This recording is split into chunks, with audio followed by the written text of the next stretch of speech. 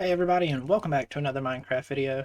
Today we're going to be building in the Nether Waste, keeping things nice and scary for the month of October, and the hardest part of building in the Nether is finding a spot to build. So let's see what we can find. You know what? This spot right here doesn't look too bad. I think this might work. And since we're building right here on the shore of a lava lake, I'm going to start off by building us a dock in case we're ever traveling here by Strider.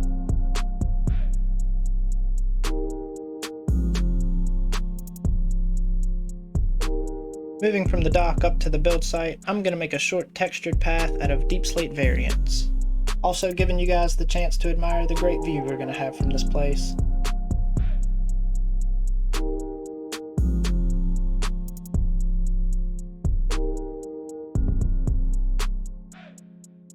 I already have an idea of what style build I want to go for, so I'm going to lay down a basic layout and get the walls built up.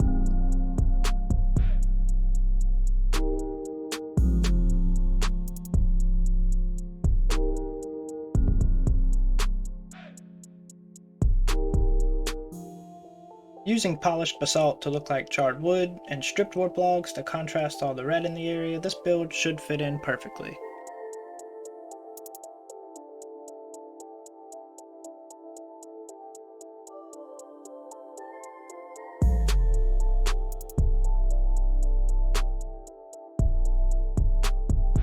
Now we just need to fill everything in, and we can worry about the windows and doors later.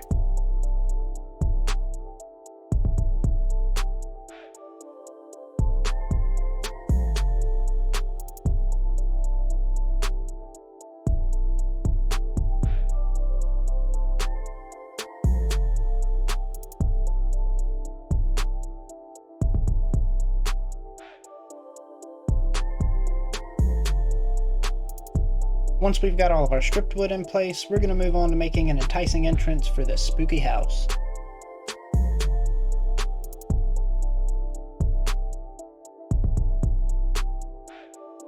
Here I'm using a mix of black stone and deep slate for the entrance, and deep slate bricks and tiles for the roof.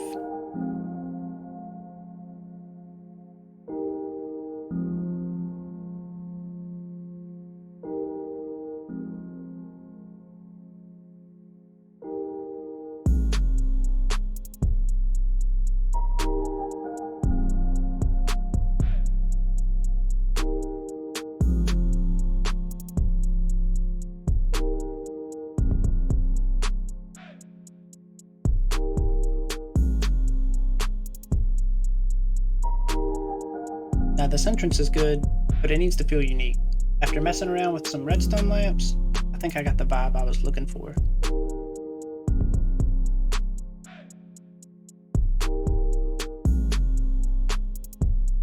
Now I can finally start putting the roof in place and figuring out some details for this build.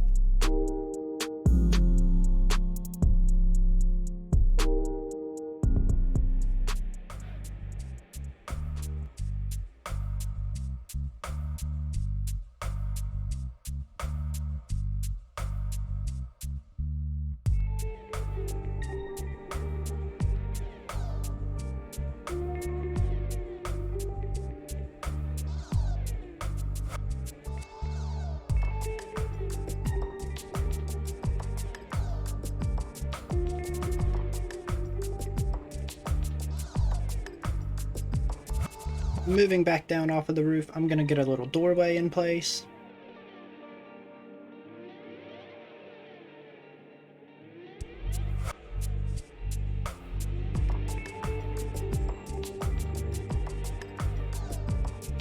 And then I'll add some iron bars on the roof to make it look spiky. And then I'm going to change it to lightning rods because they look a lot better.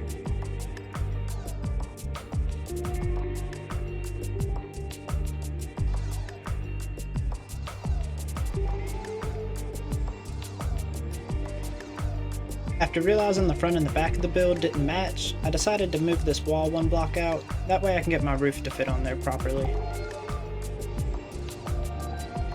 Same style roof we did on the other two, we're just going to let this one wrap all the way around.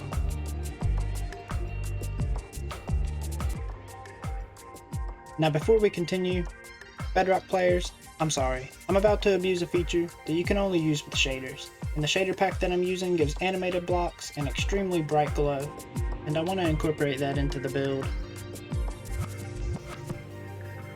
And I'll be using that little feature to make a fancy trim that goes all the way around the building.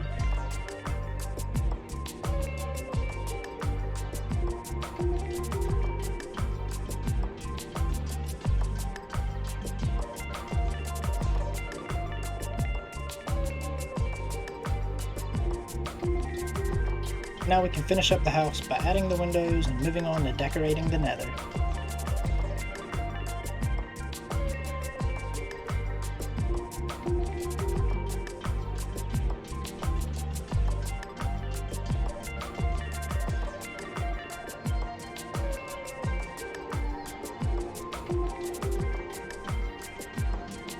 I'm going to put this little archway above our entrance to finish off the front of the building.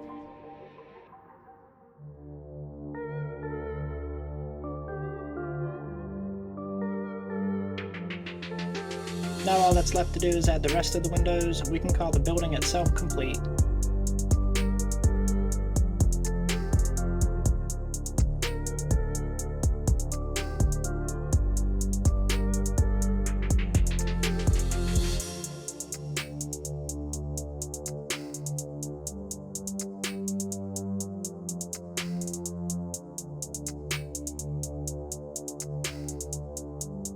After adding a little bit of lighting to the build, I'm going to fence in the area to give us a sense of boundaries and let us know where to start decorating our path.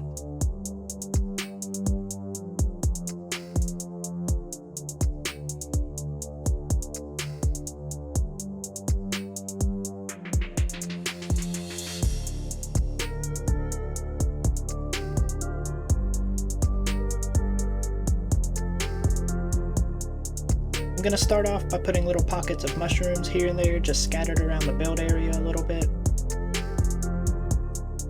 Of course, sticking to the type of mushrooms you would already find in this biome. Now we're just trying to add details that you may already find in the nether, such as gold ore, quartz, and ancient debris.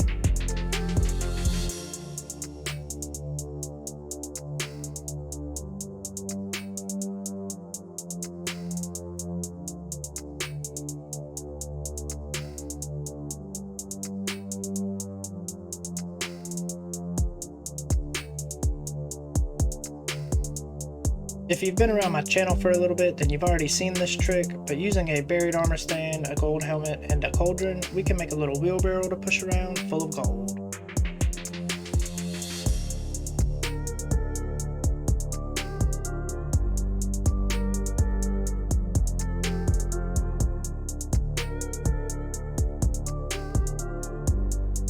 And because we're pushing gold around the area, we want the ground to look beat up a good bit, so I'm going to use dripstone for the rest of the path.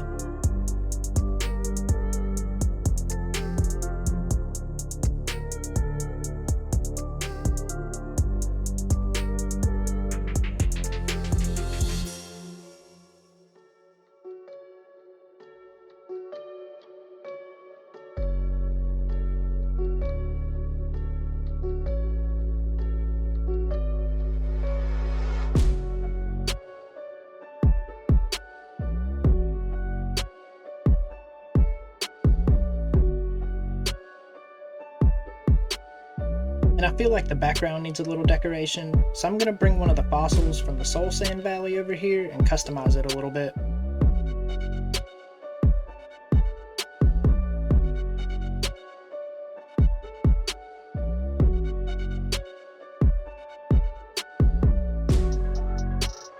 I'm also going to be adding a few explosion scenes to the area to imply that ghast have been shooting fireballs all over. To do this, I'm going to be using magma blocks, campfires, and crimson logs to make it look like some of the magma has cooled off a little bit.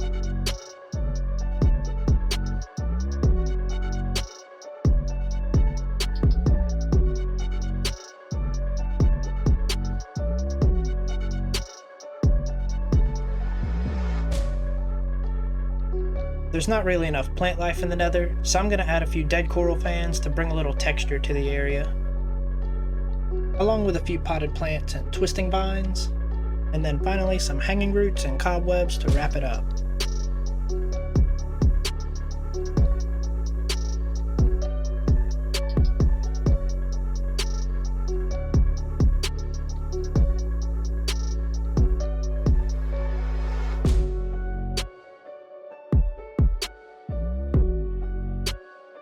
If you want to see more spooky builds like this one, then definitely check out the last episode where we transform a witch hut into a mega witch hut. I'll leave a card at the top of the screen in case you're interested.